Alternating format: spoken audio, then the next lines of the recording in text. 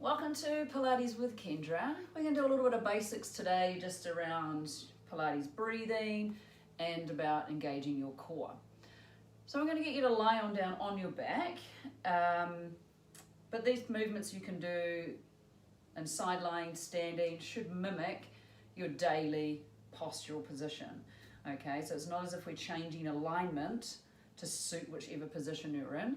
It's easy to do it on the ground because you get some feedback. And you can always do it in 4-point position, side lying, standing, like I said, because posture remains the same no matter what position you're in. So let's build that nice strong posture. First off, you're just going to lay on down onto your back. First off, we start by tucking the chin in so the neck is nice and long, and we have that natural little curve in the back of the neck. Shoulder blades are nice and level, and we're trying to imprint them towards the ground so that we have a nice level shouldered position. And then if we come to just making sure the back of our pelvis is nice and level on the ground. So let your arms just rest down beside you first, and again, let's go back to the shoulders. So as you press those shoulder blades down towards the floor, slide your hands along the floor and think about the shoulder blades coming down with it. So we create what's called our soft V around the shoulder blades. So you're pulling the bottom of the shoulder blades in and the shoulder blades down. We're going to make sure we're nice and level through the back of the ribs. We're not arching and popping the ribs. We're going to keep that level through there. Then we come to our neutral alignment through our spine. So with the normal curves of our spine, we should have the curve in the neck and the curve in the lumbar spine when we're lying.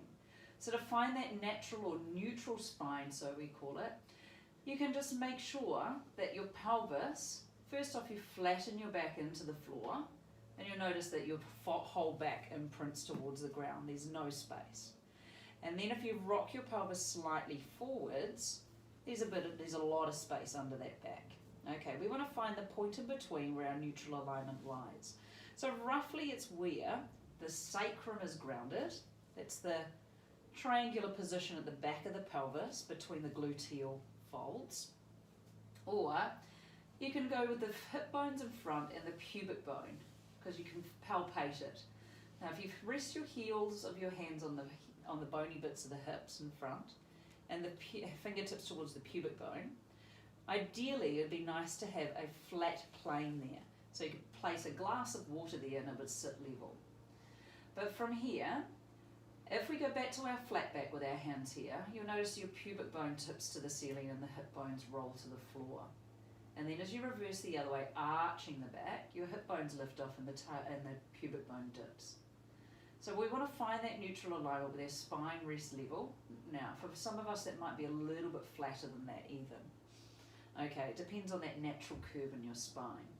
So we want to make sure the back of the pelvis is nice and grounded and there's a little bit of space between our lower back and the floor. So this is your neutral alignment. We want to try as much as we can in most positions to be working in this neutral alignment through our spine. Then from here, we're going to take our focus to our breath. So I want you to bring your hands now, just broad, just wide to the rib cage. You're going to take your breath and send it into the heels of your hands, or like the side seams of your shirt. So inhale to expand the chest outwards, and feel your breath spread across your upper back, across the floor.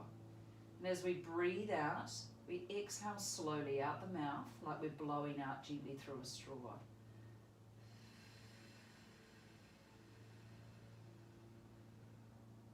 So as we inhale, we feel our lungs fill as the diaphragm contracts.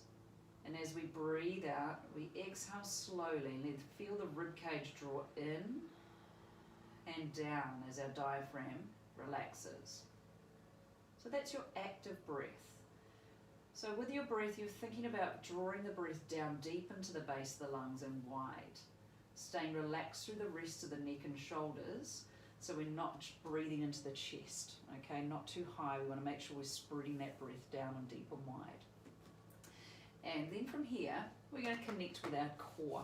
So if you bring your hands back into that little sort of triangle position you made before, heels of the hands to hip bones, fingertips to pubic bone.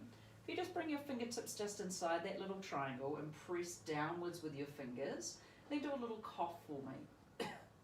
So those muscles that pushed against your fingertips are the ones we want to make sure that we can fire and control. So just connecting with our transverse abdominals and deeper into those deeper layers. So take a breath in broad into the ribs. And as you breathe out the mouth, start to think about pulling up through your pelvic floor and drawing in through your transverse abdominals. Now where your fingers are, if you're pulling in through your transverse abdominals, you'll feel those muscles draw underneath your fingertips, draw away from the fingertips, downwards, and almost outwards, so that's like they come down and spread out. So you feel that tightness. Usually at the end of your out breath, you'll feel that maximum contraction. So breathing in and breathing out.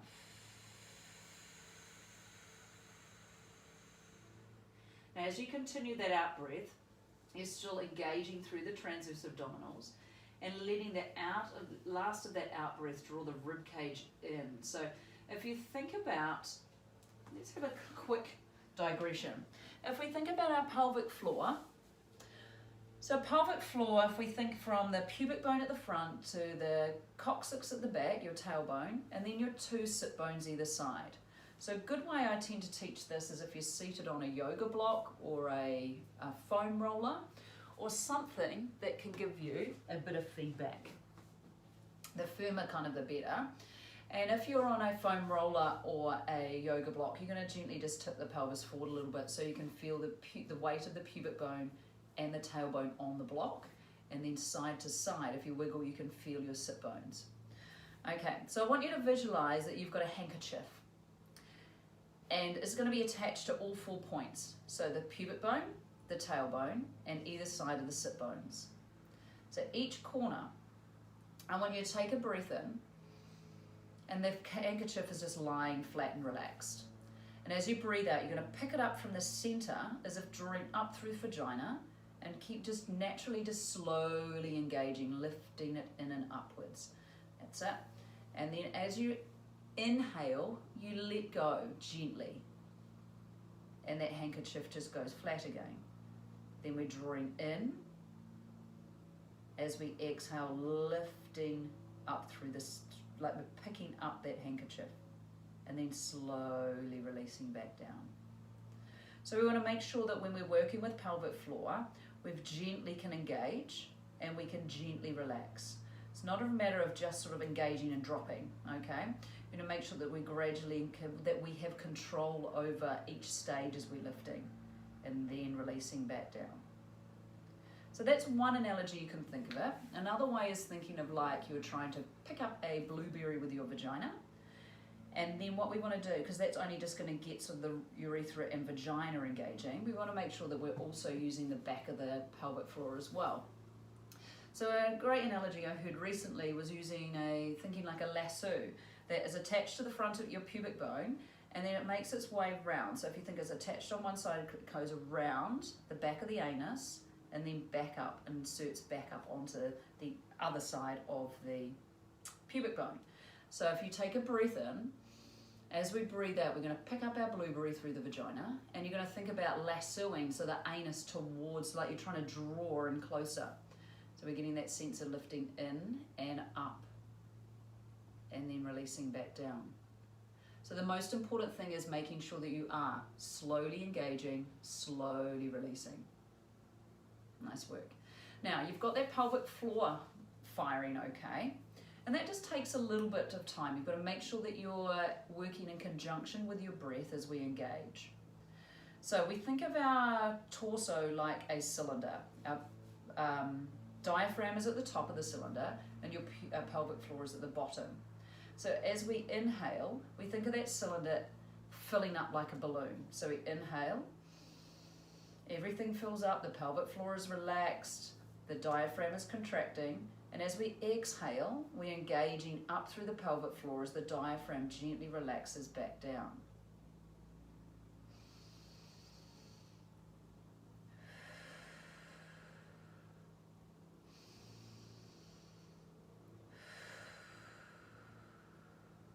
A little bit fast, but you kind of get the analogy, right? Okay, so as well as working with that, so we've got the system working. Okay, now naturally we want to try and engage like a natural corset through our core.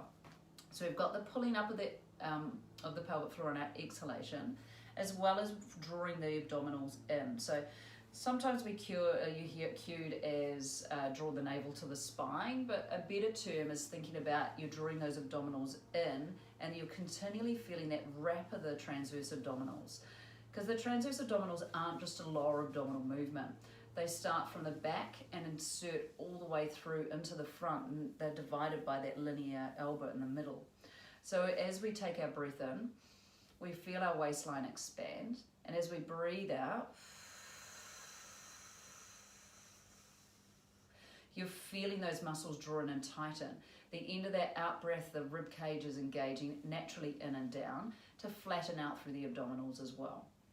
So it seems a lot of information right about now, but it's a good way just to start to think about it. Breathing in and breathing out, drawing up through pelvic floor, drawing in through transverse abs, and finding that relaxation through the rest of the body. So it's just an active core process.